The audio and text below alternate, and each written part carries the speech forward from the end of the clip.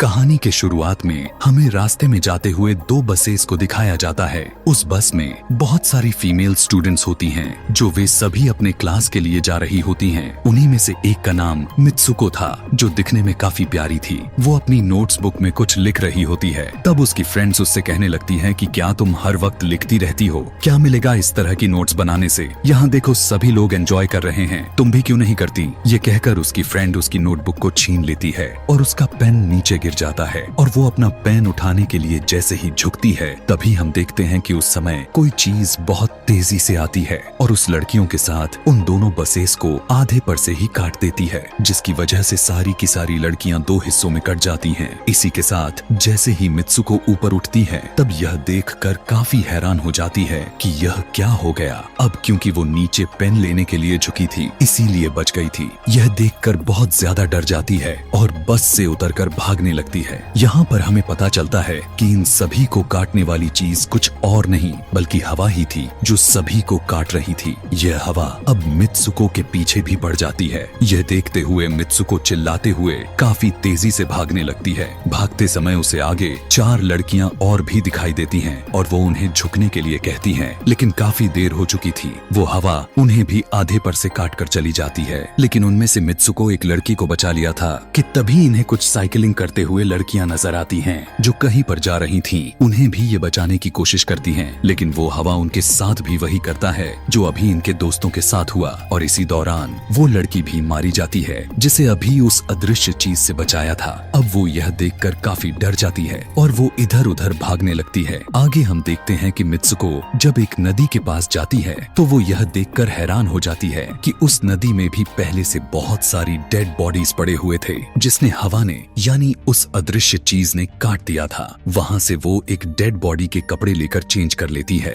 अगले सीन में हम देखते हैं कि मित्सुको चलते चलते एक स्कूल में पहुंच चुकी है, जहाँ पर और भी बहुत सारी फीमेल स्टूडेंट्स थीं। उनका यूनिफॉर्म मित्सुको के यूनिफॉर्म से काफी डिफरेंट था। यानी यह भी था कि वो तो उनके स्कूल के स्टूडेंट तो नहीं थी कि तभी एक लड़की मित्सुको के पास आती है और उससे कहने लगती है कि तुम कैसी हो? दरअसल देखा जाए तो वो लड़की उसकी बेस्ट फ्रेंड थी, लेकिन मित्सुको उससे पूछती है कि क्या तुम सच में मेरी बेस्ट फ्रेंड हो, क्योंकि उसे कुछ भी समझ में नहीं आ रहा था कि उसके साथ हो क्या रहा है। वो काफी सदमे में थी। यहाँ पर हम यह भी जान पाते हैं कि मित्सुको और उसकी बेस्ट फ्रेंड काफी ज्यादा एक दूसरे को प्यार करती हैं कि तभी वहीं पर तेज हवा चलती है और मित्सुको डर कर बिल्डिंग के अंदर चली जाती है। उसकी बेस्ट फ्रेंड को कुछ भी समझ में नहीं आ रहा था कि ये हो क्या रहा है। वो मित्सुको से पूछने लगती है कि तुम इतना ज्यादा कांप क्यों रही हो और इतना ज्यादा डरी क्यों हो, तुम्हें हो क्या गया है? तब मित्सुको अपने बेस्ट फ्रेंड को सब कुछ बता देती है कि किस तरह से एक हवा का झोंका आया और उसके स्कूल के सभी स्टूडेंट्स को काट कर चली गई। यह सुनकर उसकी दोस्त उसे विंडो के पास ले जाकर उसकी हाथ बाहर निकाल कर कहने लगती है कि ये देखो, ये बस हवा है और कुछ नहीं। यहाँ पर मित्सुको के दिल को कुछ शांति मिलती है और इसे लगने लगता है कि शायद ये मेरा ख्वाब ही हो सकता है। जिसके बाद मित्सुको का बेस्ट फ्रेंड अपने 2 और दोस्तों को लेती है और क्लास को बंद करने का प्लान बनाती है। जैसे ही ये चारों क्लास के बाहर जाने के लिए निकलने ही वाली होती हैं कि तभी वहाँ पर उनकी टीचर आ जाती हैं और उन्हें देख लेती हैं, लेकिन वो चारों वहाँ से भाग जाती हैं। वे चारों भागते भागते एक लेक पर आ जाती हैं। वहाँ पर मित्सुको की बेस्ट फ्रेंड अपने दोनों दोस्तों को भी उसके ख्वाब के बारे में बताती है। तभी उनमें से एक लड़की कहती है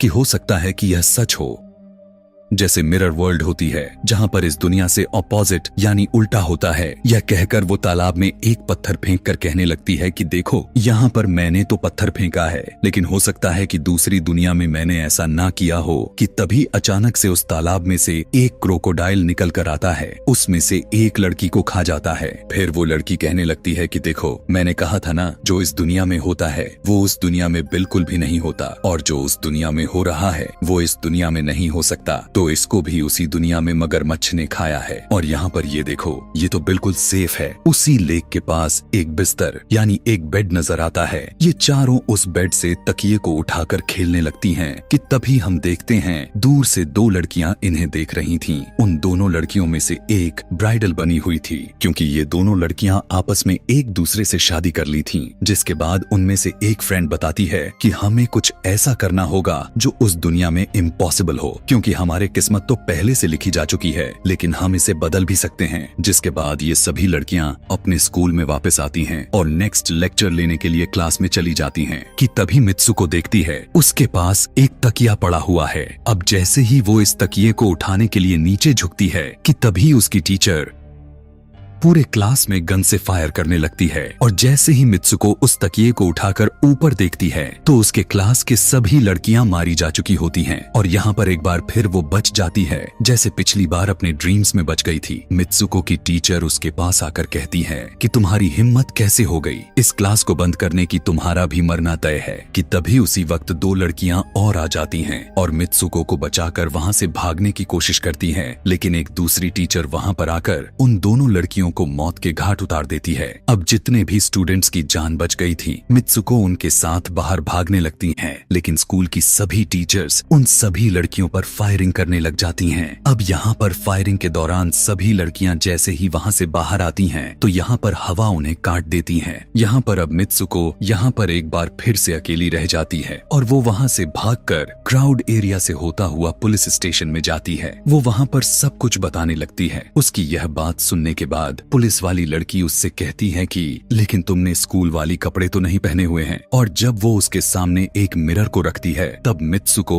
उस मिरर में देखती है कि वो तो एकदम से बदल गई होती है और लोग उसे मित्सुको के नाम से नहीं बल्कि उसे किसी और नाम से बुला रहे थे। यहाँ पर हमें पता चलता है कि उसकी शादी होने वाली थी। तब वही पुलिस ऑफिसर उसे उसकी शादी के लिए लेकर जाती है। यह देखकर आसपास के लोग उसे कॉन्ग्रेचुलेशंस दे रहे थे। अब जैसे ही वे सभी उसे लेकर चर्च पहुंचते हैं तो मित्सुको को बेस्ट फ्रेंड भी वहीं पर मौजूद होती है। मित्सुको उससे पूछने लगती है कि यह सब मेरे साथ क्या हो रहा है। तब उसकी दोस्त उससे कहती है कि अभी खामोश रहो, हम अभी किसी के कंट्रोल में हैं, बस जैसा मैं कहूँ तो तुम वैसा ही करो। और यह कहते हुए वो उसका वेडिंग ड्रेस पहनाती है और उसे वहाँ जाने के लिए कहती है। अब जैसे ही वो अपनी मैरिज सेरेमनी के लिए आगे बढ़ती है तो वहाँ की सभी लड़कियाँ उसका मजाक उड़ाने लगती हैं। यह देखकर उसकी बेस्ट फ्रेंड एक एक करके सभी को मारना शुरू कर देती है। जिसके बाद जैसे ही मित्सुको आगे बढ़ती है तो उसके ग्रूम की जगह एक ताबूत खड़ा हुआ नजर आता है।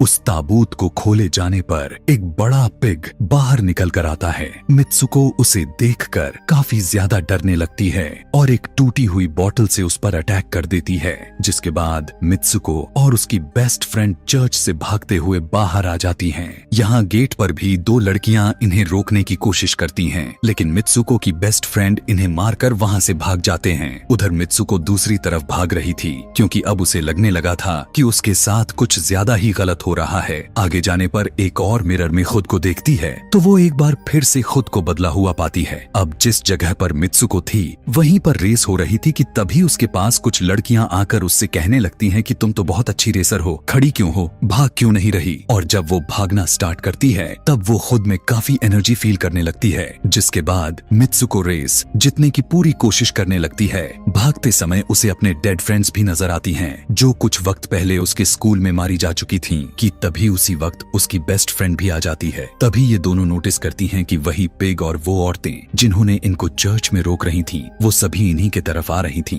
भागते समय कुछ लड़कियां मित्सुको से कहने लगती हैं कि इस दुनिया से बाहर चली जाओ। इसके बाद हम आगे देखते हैं कि मित्सुको भागते भागते एक सुनसान अंधेरी जगह पर आ जाती है। वहीं पर कुछ स्टूडेंट्स नजर आती हैं जिन्होंने यूनिफॉर्म पहना हुआ था। वो सभी लड़कियां मित्सुको से कहने लगती हैं कि हम सभी मरे हुए हैं और तुम्हें भी मार देंगे। लेकिन तभी मित्सुको की बेस्ट फ्रेंड वहां पर आकर उस लड़की को मारकर वहां से मित्सुको को भगा ले जाती है। मित्सुको की बेस्ट फ्रेंड उसे अपना नाम जोर जोर से पुकारने के लिए कहती है, जिस पर मित्सुको अपना नाम जोर जोर से लेने लगती है। इसी के साथ मित्सुको अपना असली रूप में वापस आ जाती है। उसकी बेस्ट फ्रेंड उसे अपना हाथ दिखाते हुए कहती है कि प्लीज मेरे हाथ में जो वायर लगी हुई हैं उसे बाहर खींच दो ताकि मैं इस दुनिया से बाहर जा सकूं। लेकिन मित्सुको को डर भी था कि कहीं यह वायर खींचने से उसकी जान न चली जाए। और क्योंकि मित्सुको अपने बेस्ट फ्रेंड को काफी ज्यादा प्यार करती थी इसलिए वो ऐसा नहीं करना चाहती थी, लेकिन ज्यादा उसे फोर्स करने पर वो उसकी वायर्स खींच देती है।